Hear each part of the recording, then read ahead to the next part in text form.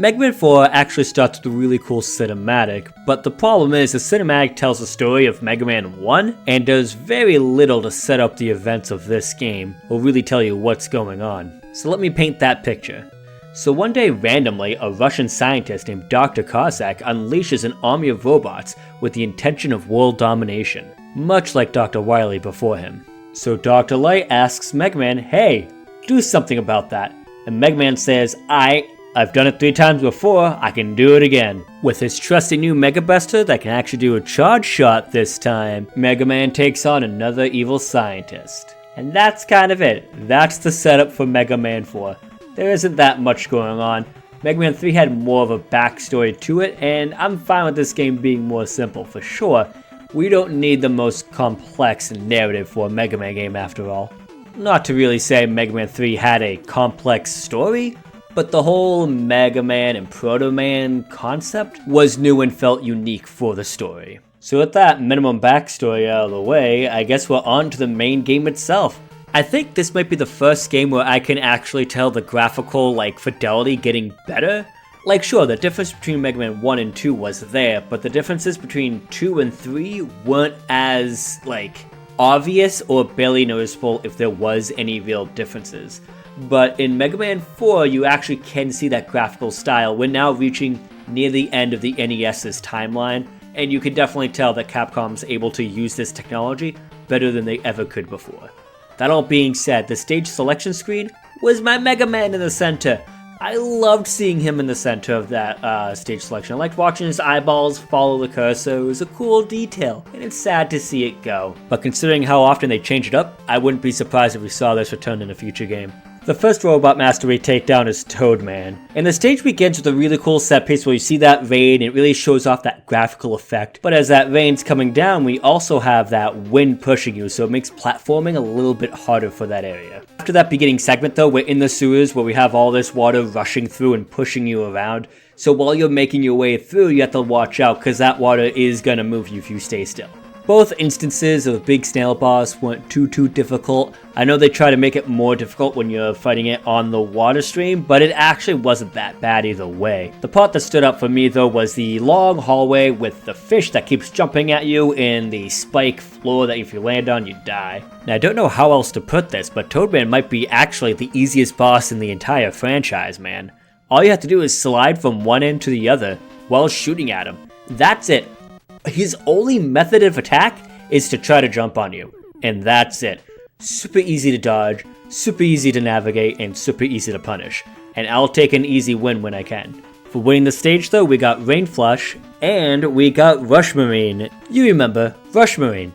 That power that we use once or, only once in the entirety of Mega Man 3. Yeah, that one. Up next is Brightman. The beginning platforming segment will feature enemies that involve turning on or off the light. It can be kind of scary to navigate without the light on, I can say that for sure, but it's not too difficult if you move slowly through it. There's also these grasshopper segments where you're on a grasshopper that's jumping on a endless spiky floor situation. You know, the spikes that one hit kill you. And you have these totem poles that'll shoot pellets at you, and these pellets can cause knockback, easily able to cause you to knock back into the spikes and die. Luckily though, Rain Flush is kind of a screen wipe, or really is a screen-wide damage dealer, and can do a lot of legwork for these kind of challenging areas. The end level set piece final challenge is this area where you have those light bots that can turn off light when you kill them, as well as these swinging platforms. Definitely a tricky combo, and if you let it get to your head, it'll take you down without a thought. That being said, it's very easy to get into a platforming zone and just kind of make your way through without much of a struggle. Now Lightman actually has an interesting little bit of tech that you should know about if you're trying to take him down. So first off, Rain Flush does the main damage on him, but if you just use Rain Flush and only Rain Flush, you end up doing just the right amount of damage to him, in which in so many segments of his HP he'll freeze you and then he'll do damage to you. But if you hit him once with a regular Buster Shot, and then you use Rain Flush for the rest of the boss, he never gets to that milestone needed to actually pause you, and you can just beat him without having to worry about that. Good tricks to have, right? For taking him down, we get the Flash Stopper. And now we move on to our next victim, Pharaoh Man. You got this beginning segment with sinking sand and scorpions. And then you'll get to this pit that you jump down to continue through the stage, but before you do, if you use Rush Coil, you can make it to the other side of that pit, and you'll find a lovely little secret. And that secret is the letter B. Luckily, it'll teleport you to the next segment after collecting the letter, so you don't have to worry about navigating your way back, plus it gives you a full heal, so, you know, win-win. The rest of the stage isn't really anything to talk about, it's more regular Mega Man style platforming. Now with Flash Stopper, Pharaoh Man is incredibly simple. Basically you just use Flash Stopper, he stops moving, you mash the attack button, and you just shoot him down, and you just keep mashing. Eventually your Flash Stopper runs out of time, but if you're mashing fast enough, he doesn't get a chance to move before you reactivate it. So you're really just kind of deadpanning him. He doesn't move and you just shoot him down and he's out. For winning, we'll get the Pharaoh shot. Next up, Ring Man.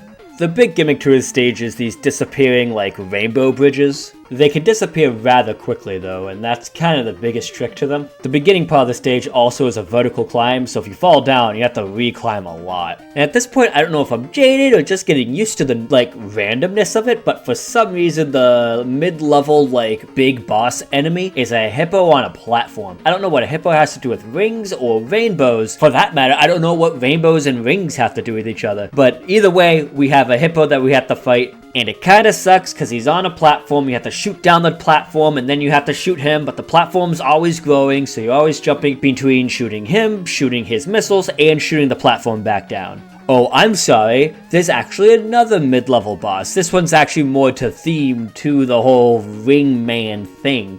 And luckily, with Toadman's Rain Flush, it can handle this encounter quite easily. Though right afterwards, you have to fight another hippo.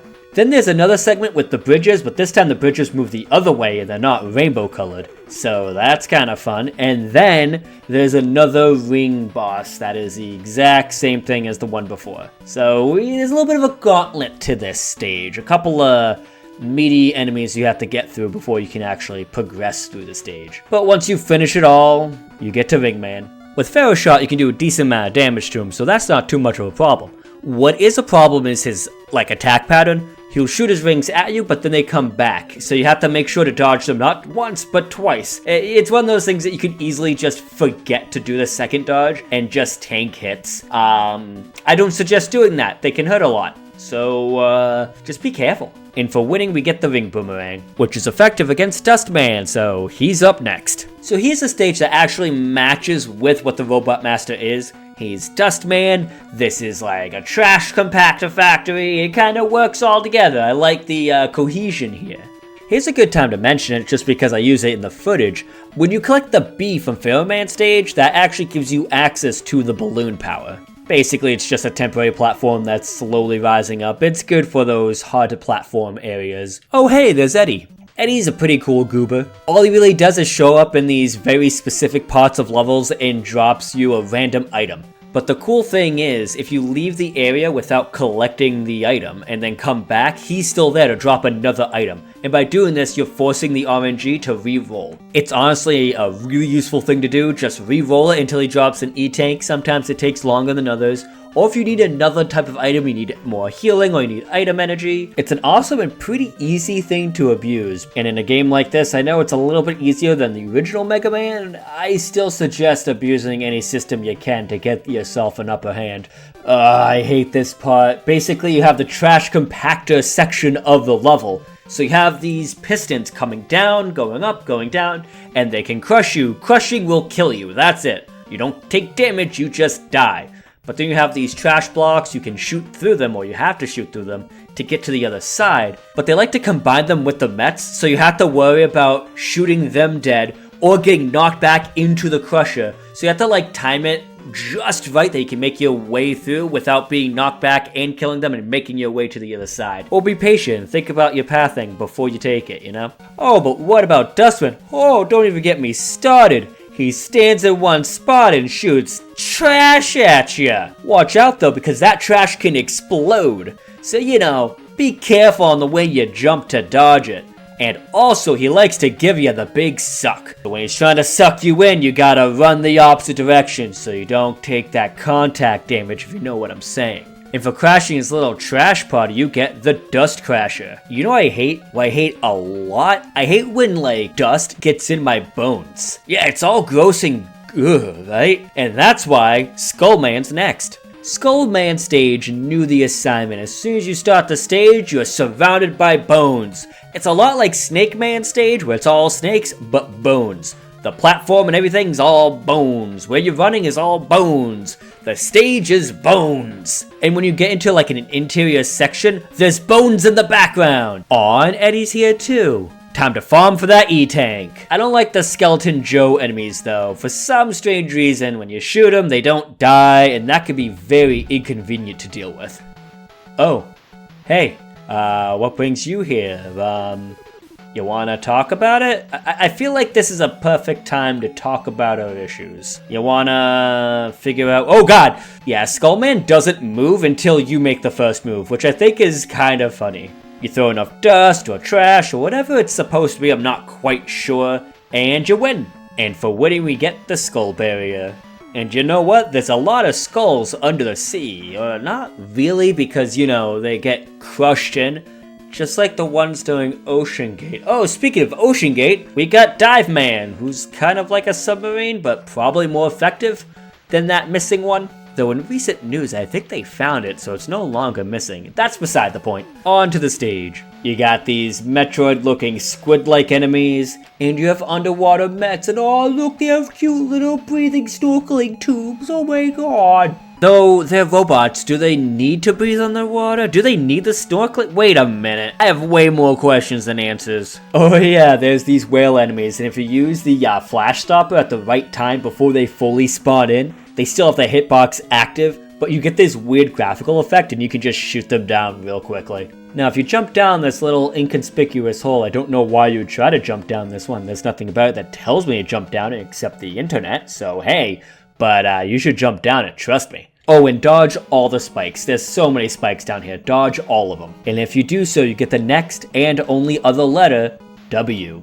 And that gives you the wire ability, and you'll see some fun with wire later, trust me. Dive Man likes to dive at you and shoot missiles at you. And the problem with his weakness being Skull Barrier is that the barrier is closely surrounding you. So he can easily dive into you while you have the barrier active because you're trying to be close to him to actually cause him damage. You kind of have to lead his movements to get that premium damage, you know? And our reward for victory, the dive missiles are now ours. I already made the Gurren Lagann reference in the last video with the drills and everything, but this guy's actually called Drill Man, so I feel like it's more relevant to be making that reference here, but I kinda missed my opportunity because I did it already. Unless I can do it again, I don't know, but I can say Drill Man likes to have spikes in his stage, and I mean like a lot of them. There's also this part where you have these levers you have to pull or really go past to pull them, that then makes the next platform visible or walkable. And at the same time, you have rocks falling on you. Fun fact, Pharaoh Man's power here is OP, because when you're using it and you're charging it, you hold it above your head, so those rocks falling down can't actually hurt you, because that will stay charged as long as you hold on to that shoot button. So, hold on for dear life, and you're good and golden. Yes, and here we are, me in front of my one and only true rival, a Gurren Lagann reference. For winning, we get the drill bomb, and then we also get the rush jet adapter, so we're finally moving on with our lives. And now we unlock the final stages. We're talking about Dr. Cossack's castle. Wait a minute, there's no eyebrow wiggling. Something isn't adding up. I like how the beginning of all these fortresses always have like a section of you entering the fortress to begin like your journey through. Cool little piece of like level progression, you know? A good bulk of the first stage, you have ice physics all over the place. Alright, so hear me out. The boss here isn't too difficult. This moth butterfly thing. Not too hard to deal with. But the catch is, if you die, you're not taken back to that little boss gate area, you know, that little section that's made for like a checkpoint. No. You're taken back to the beginning of the platforming segment when you're on top of the roof. The beginning of the roof segment. I don't know why they decided to do that for this game, but other than that, it's not too much of a bother. You just gotta deal with it. And like I mentioned, the boss itself isn't too hard, so if you have an E-Tank or two, you should be fine. Still a dick move though. Next stage, right, there's this whole segment where you're on top of Rush Jet, doing the whole Rush Jet thing, and you gotta make your way across the hallway with spikes on the floor so you can't fall. But, like, I have a question. It's a very important question. Why did you neuter Rush Jet? Why did you neuter one of the funnest abilities to have? They completely, I don't know, man. Your movements is so much more stilted. You don't have full control over your movements at all. Basically, he's just going forward, and you can go up and down, and that's it. Unlike before, where you had full control over what you do. It's a huge step backwards, though I'm pretty sure it's just one of those artificial difficulty kind of choices, you know? And also in the previous game with Rush Jet, you could kind of skip entire platforming segments. This way you have to actually platform. So I get it. You want to actually have the player play your game design instead of just skipping it. So, okay. You win, developers. Also, a couple points on the developer side. The boss fight here is kind of unique. It's definitely different. Basically, allow me to explain it this way. You have, like, 3 moving wall segments, right? And the goal is to get into the middle so you can do damage. But, like, as it's going, you have to slide underneath it, and when it slows down is when you jump in. And when you jump in, you have only a couple seconds to do your damage and get out. Because you have so little time to actually do damage, though, I end up rushing my way through, trying to do as much damage as possible, but because of that, I take a lot of damage while doing it. So, try to take your time and breathe a little. You'll have a little bit of a better time than me, probably. I made this boss way more difficult for myself than I had to. Bro, Stage 3 is the first auto-scroller in all of Mega Man history. By the way, I hate auto-scrollers. In fact, I think everybody hates auto-scrollers, right? I'm not wrong here? I hope I'm not. Oh, I might be wrong. I don't know. That's a ramble. But either way, I hate auto-scrollers only because they can be really hard. I don't like being pressured. But this segment does have a cool little glitch, or I guess abusive game mechanic kinda thing. So I mentioned before, there's this lovely little wire adapter hook thing, right? Are you ready for this? Are you seeing this? Just watch for me. Cool little exploit, right? But you gotta be careful, because sometimes you can get stuck, and you can't really do anything about it. How do I get this E-tank? How am I supposed to get in there? Crafty little bitches. Let me use the balloon. Haha, got it! The boss here is kind of like a cockroach guy with a spike floor, so you have to make your way through this boss while jumping on the 3 platforms and not falling down on the spikes. All good and easy, especially if you're using the Spirit Bomb, Pharaoh Shot. You can kind of use its ability to hold it, like, over your head to your advantage. It's an easy way to, like, do as much damage as possible with wasting as little ammo as possible. The last stage here offers a split path kind of thing, and I think it's cool that they actually, like, represent it in the map that they show you of, like, the overhead before entering your stage. Depending on the path you take, depends on the goodies you can get. But alas, all good games must come to an end, and here we are at the final boss fight. But you know what? I think it's been good. It's good that we can finally end this evil terror that is Dr. Cossack, right? We're ending his vile villainy, his torturous terror, his global conquest of evil, and... Wait, what? Huh, would you look at that? Looks like, Proto Man, saved his daughter? And, okay, he wasn't a bad guy. He was forced to be a bad guy because he wanted his daughter safe, and Dr. Wily put him up to it. I do love how Proto Man just kind of shows up for a second and just bounces. Like, where is he off to? What is he in a rush to get to? What, gambling or something? Come on, dude. There he is. There's Dr. Wily, and there's those evil eyebrows. It's not Mega Man. It's not the end levels of Mega Man without seeing those eyebrows move. You know what I mean? You know what that really means, though? We're now into the Wily Fortress. We have another set of 4 more stages. Now, this brings me back to Mega Man 3. If you guys remember, I complained about this little thing called the Dark Robots. A lot of people complain about the Dark Robots. How they feel like it's a filler segment of the game, right? Well, the next Mega Man answers that critique by basically adding a whole other castle. So you're not re-experiencing old level design, remixed slightly. You just have 4 stages and then 4 more stages. They do this like double castle thing as a way to like expand the game length, but not give you repetitious repeats. like they did with the previous game. So again, the Megaman team has shown to listen to feedback pretty well throughout the development of this franchise so far. Wily Fortress Stage 1 features a Met army, man. So many Mets all over the place. To the point where I think it might be the only enemy you fight. I might be misremembering. I probably am. That can't be right, right? They also give you another one of those underwater hallway segments with spikes all over the place. Instead of, trying to platform my way through it like usual, I actually used Rush Submarine to make my way through. It's probably the only time it'll ever be used in this entire game. I forgot this ability existed again. So, here's a use for it, hey! There's also another one of those Yoku block segments, but the first one's pretty easy to deal with, and the second one you can actually skip the more treacherous parts using Rush Jet. And the boss is the Queen Met. Yeah, he just kind of bounces around and drops Mets on you, and you gotta shoot in the eyes until it blows up. It's actually more difficult than the way I described though, because the way it jumps and moves, it can actually land in a position that's awkward for you to dodge. So you just gotta be careful with your placement, alright? I have 0 notes for the next stage, which means either A, nothing crazy really happened or remarkable, or I just slipped and completely forgot. And looking over it, it just looks like your more standard fare Megaman platforming with spike traps everywhere, so nothing too crazy or noteworthy, honestly. But the boss though, there is something to mention about the boss. There is this awesome exploit you can use that makes it so trivial. You ready for this? Jump your way up and you hit him with the drill bomb. At that moment, you've activated the glitch. Just watch as I go into his hitbox and I don't take any damage. Normally, this is fully active and will destroy you if you do this, but if you hit him with the drill bomb, his hitbox, his personal body hitbox, is completely deactivated. So the boss becomes incredibly easy, trivial, unexisting.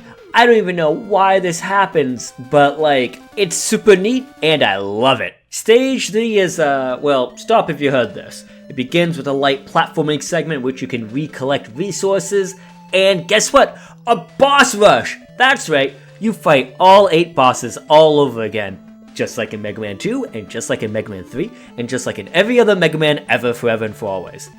Again, I do love this concept. It is a fun little, challenge and, victory lap for your playthrough, and I've always enjoyed them, As for the Wily boss, well, the first phase, you have this lovely little spot you can stand in where he will not hit you, he cannot hit you, and you can just stay there as long as you need, take your time and get your hits in when you want, you are perfectly safe. Phase 2 is kinda similar in that there is a safe spot you can stand, but because he moves, you have to move with him to stay in that safe zone. But still, if you keep yourself alert, you're relatively safe. The trick kinda is you have to get out of safety to do damage, and on the second phase, it's harder to get back into that safe position than it is in the first phase. Oh my god, and what's this? Just like the previous Mega Man and the Mega Man before, you beat his second form, and oh no, there's another stage with another boss fight with the Doctor. Crazy new things that aren't actually new. I think they call this Deja Vu. The stage itself is one of those hallways with an enemy that drops here or there. Surely it's just another situation of being able to regather resources before you take on the final boss. I always appreciate these. I'm never actually going to complain about this as a concept. It means if you're patient enough, you'll always be prepared to take on the final boss. The boss here is in complete darkness. You can't see shit. I ended up having a lot of trouble with this boss, even though his attacks are heavily telegraphed. He's only visible for a little bit around the time he attacks you, and you don't have much time to actually do damage to him. You have to move fast. And if you're too busy trying to give damage, you will take a lot of damage. That's kind of been my learned a lesson of Mega Man 4, huh? Now technically, his hitbox is active if he's not visible, but good luck finding it. You can, it just takes a lot of luck. But give enough time and eventually you save the day. The Doctor's evil plan to frame another Doctor by abducting his daughter and using her as ransom is now over. You have saved the day yet again from the one and only true evil of the universe, I guess, Dr. Wily. And that's a wrap. We have finished Megaman. We are done with Mega Man 4. We did it, guys. We did it. And now I guess we're on to my final thoughts, right? Here are some overall cliff notes, improvements I enjoyed about this game. 1. I love the new inventory system. The inventory pause system. A lot more cleaner, a lot more easier to navigate than previous Mega Mans. It might have just been me, but I would always misclick what power I wanted to use in the older games. I think it might be just me, might be because I'm bad at games, I don't know. The newer inventory system was cleaner and easier to use, and I like the fact, spoiler alert, they keep this style for future Mega Mans. I like Rush, and I'm happy they kept Rush. I am upset on how he kind of tweaked him a bit, but I get it and I understand mechanically why they would do so. I mentioned it before, but I'll mention it again here. I do like how they, instead of doing the dark robot thing to create padding throughout the game, instead, to give that game length, they just give you a plot twist style, like, oh, I'm the real villain situation, and give you 2 final fortresses. I love this approach for 2 reasons. One, you're not revisiting old level themes, so it gives you less of the feeling that you've seen this before. And the second thing is, by having 2 separate fortresses divided by a story-like event, it creates the feeling that you're progressing through the game while continuing that concept of lengthening it, right? So you're not padding things out like you did before with the Dark Robots, you're just expanding the story. It's easy to forget, but one of the most important things about game development is tricking your players into like feeling what you want them to feel. And most developers don't want you to feel like you're padding out the game, they want to feel like you're expanding and exploring. And I think this might be the perfect way to do that. And I think that might be it. I probably am forgetting something. It is 12:44 a.m. as I'm recording this. I'm kinda tired, so I might be a bit loopy. So we're at the end of the video. Thank you again for coming on by. Thank you for watching this far. Thank you for being awesome. The next video, instead of doing one game, I think I'm gonna do both Mega Man 5 and 6, just to kind of like wrap off this NES era of Mega Man. I'll probably move on and play some other games, and then come back to Mega Man later. You know, just bounce around and play as I feel. There are a couple games I'm excited about, so, you know, who knows? Let's see how it goes. That all being said, once again, if you like what you saw, leave a like. Yeah, subscriptions are also fantastic. Comment in the comments. All this helps my YouTube, helps the algorithm, helps the whole thing. Thank you all for being patient, for hanging out with me and chilling out. If you want me to play a different game, or you guys have any suggestions for me at all, let me know in the comments. Put it down. I'll see what I can do. See what kind of magic I can sprinkle. And yeah, that is it. We are done. Leave end the video. I am done. Goodbye. See you all next time. Peace.